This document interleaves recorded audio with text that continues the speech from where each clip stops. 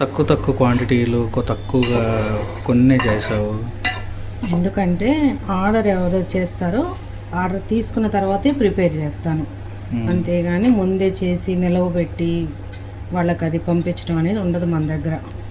Order తీసుకున్న తర్వాతే అప్పుడు దానికి కావాల్సిన ప్రొవిజన్స్ కానీ ఏదైనా సరే తెచ్చుకొని స్టార్ట్ చేస్తాను. ఏది కూడా నిలవబెట్టుకోను అనమాట.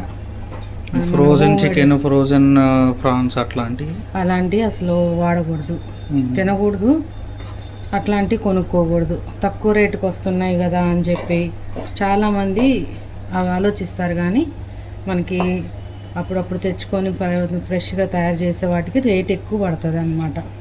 ప్రతిదీ కూడా మనం ఫ్రెష్గా అప్పటికప్పుడు తెచ్చుకుంటాం కదా అని మనం ఇక్కడ ఒక 20 రూపాయలు 30 రూపాయలు ఎక్స్ట్రా అని చూసుకునే కంటే రేపు ఒక 2 లక్షలు హాస్పిటల్ బిల్లు కట్టాలి కదా.